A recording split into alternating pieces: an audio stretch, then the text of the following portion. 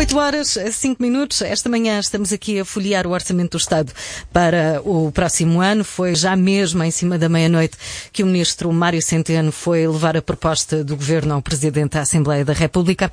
Uma das principais novidades, Miguel, é que os escalões de IRS ficam na mesma. Sim, habitualmente os escalões são atualizados, pelo menos à mesma taxa da inflação, para absorver esse efeito do aumento de preços. Desta vez isso não acontece. No orçamento do próximo ano a tabela é idêntica à deste ano.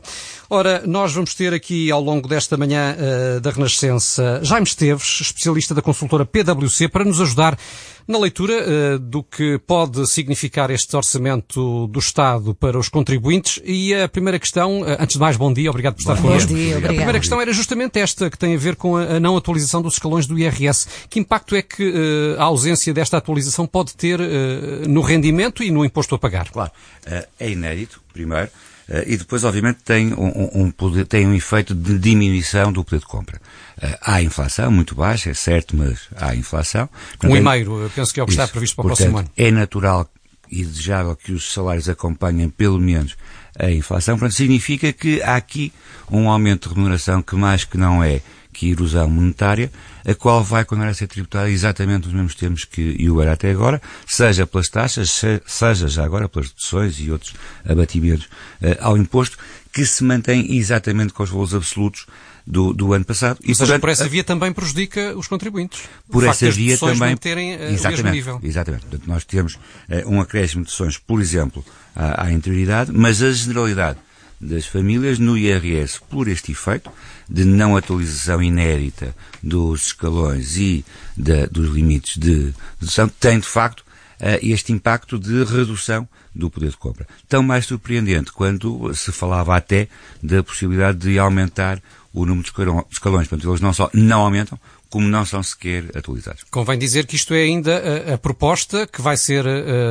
naturalmente submetida a debate na generalidade e depois na especialidade, claro, pelo que pode haver ainda, a tempo da votação final, muitas alterações.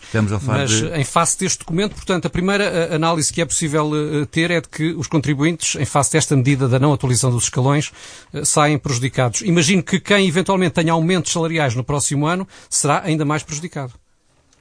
O imposto não é mais que 100%, portanto, digamos que há sempre um ganho marginal, mas obviamente que quem eventualmente, por via desse aumento, passe de escalão? Isso não acontece, porque tecnicamente o que acontece é que o aumento do imposto é sempre progressivo e, portanto, não encontramos uma situação de, por cada mais €1 de rendimento, haja mais €1 de imposto. Isso não acontece. Agora, daí a minha brincadeira inicial, que há sempre um ganho marginal, porque o imposto não é exatamente de 100%. Agora, claro que a esse aumento de tributação corresponde um aumento, a esse aumento de rendimento corresponde um aumento de tributação. Aliás, tão reconhecido que passamos a ter, para as horas extras, uma tributação autónoma à taxa equivalente dos rendimentos processados nesse mês, portanto, sem que haja um aumento aí sim das taxas decorrentes das tabelas práticas de retenção na fonte por um aumento de rendimento nesse período. Ou seja, em relação a essa questão concretamente da separação dos salários e do trabalho extraordinário,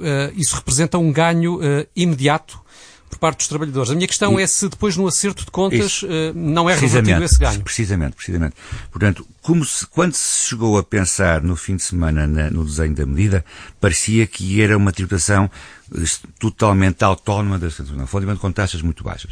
Aqui, das horas extras. Aquilo que acontece é que, agora com a proposta final, as horas extras têm a taxa que corresponde aos demais rendimentos naquele período. Portanto, a partida não haverá grandes diferenças. Se as houvesse, de qualquer forma, para mais ou para menos, é meramente temporário, porquanto no acerto de contas final, que aliás o prazo para a entrega da declaração de IRS é prorrogado para junho do ano seguinte, a quando do acerto de contas final, da liquidação, dizemos nós, aí sim haverá ou mais imposto a reembolsar ou menos imposto a reembolsar em função das retenções que foram ocorrendo ao longo do ano. Portanto, isto para responder concretamente à sua pergunta, é temporário.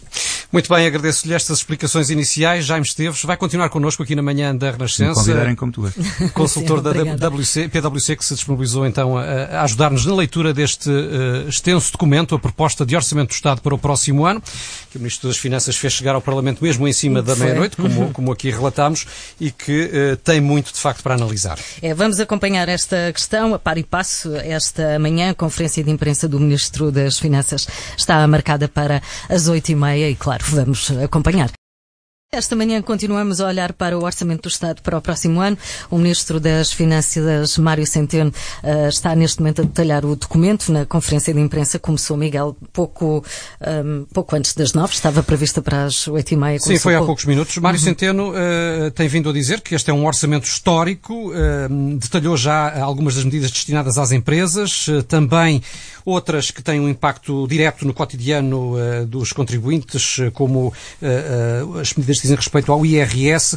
A jornalista Eunice Lourenço está a acompanhar. Eunice, novidades mais recentes desta intervenção de Centeno? Bom dia, Miguel. Deixa-me salientar aqui nos últimos minutos o que o Ministro das Finanças disse sobre o setor da saúde, quase como que dizendo: atenção, atenção, eu não fui o culpado da saída de Adalberto Campos Fernandes do Governo, porque este é o orçamento que mais investe na saúde. A saúde é, mais uma vez, a maior das prioridades das políticas sociais deste Governo. E o Ministro das Finanças salientou a previsão de construção de 5 novos hospitais, também um programa orçamental na saúde que vai crescer 500 milhões de euros e que, ao longo desta legislatura, nos 4 anos desta legislatura, o programa orçamental da saúde cresceu 1.200 milhões de euros, foi reforçado em 1.200 milhões de euros ao longo destes 4 anos e Centeno também anunciou que vai ser lançado um programa piloto para alterar a gestão dos hospitais de forma a reduzir a sua dívida. E neste momento, Mário Centeno continua esta apresentação do orçamento. Vamos então ouvir um pouco do que ele está a dizer. Porque todos os objetivos traçados desde 2015 foram atingidos. Muito obrigado. Mário Centeno, a terminar aqui a sua Foi realmente apresentação. um pouco. Tu avisaste que era um pouco. Mário Centeno acabou de terminar a sua apresentação, salientando a revisão da categoria de Portugal pela agência de notação Moody's, como prova de que, de facto, desde 2015 o Governo fez o que está correto. Vamos agora entrar na fase de perguntas, em que tanto Mário Centeno como os secretários de Estado irão responder a algumas dúvidas e, portanto, disso daremos conta em próximas intervenções. Combinado, vamos já voltar dentro de alguns minutos aí ao Ministério das Finanças para ouvir algumas das respostas que Mário Centeno dá às dúvidas dos jornalistas. Esta manhã já aqui avançámos que uma das principais novidades desta proposta de orçamento é o facto de ficar congelada aquilo que diz respeito à alteração dos escalões do IRS, que habitualmente acontece todos os anos, pelo menos ao nível da inflação. Desta vez mantêm-se os escalões para o próximo ano, também as deduções à coleta, o que já aqui foi assinalado pode representar uma perda de poder de compra para os contribuintes ao longo de 2019. Voltamos aqui a conversar com Jaime Esteves, da consultora de PwC, que nos está a acompanhar nesta manhã da Renascença para nos ajudar na leitura deste orçamento. Ouvíamos há pouco aqui o Pedro Santos Guerreiro dizer que todos os ministérios registram um aumento de dotação neste orçamento. Ele fez a ligação ao ano eleitoral que se avizinha. Daquilo que é o seu olhar técnico, pode-se fazer esta ligação? Estamos perante um orçamento eleitoralista ou não? No sentido da tributação, não há, de facto, grandes descidas de tributação, o que seria expectável que acontecesse num ano com grande incidência eleitoral, como é o caso.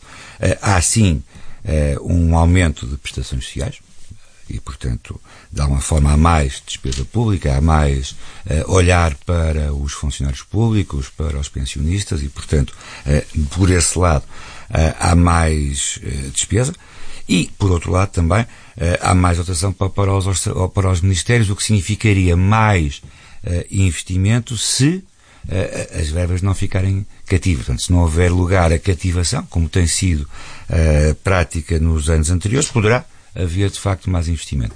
Se houver mais dotação, mas se mantiver a cativação e depois essas verbas não puderem ser utilizadas, enfim, mantemos o fraco nível de investimento que temos assistido nos últimos anos em Portugal, e que também não é só exclusivos de Portugal, encontramos isso um bocadinho pela Europa fora.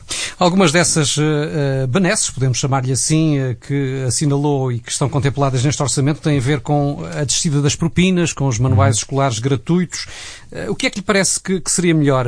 Avançar com medidas dessas ou, por outro lado, aumentar as deduções com a educação?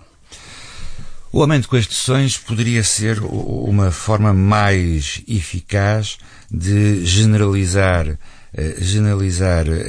esse incentivo sem um efeito regressivo, que a subsidiação a todos, independentemente dos seus rendimentos, necessariamente... Ou seja, ricos e pobres acabam por ter o mesmo benefício, é isso? Ricos e pobres terão o mesmo benefício, exatamente. E ao nível das pensões e a disponibilização também das reformas com carreiras contributivas muito longas, até que ponto é que a Segurança Social pode aguentar os efeitos financeiros que isto representa? Pois repare, não sei, os estudos não estão feitos, mas é uma área de enorme preocupação.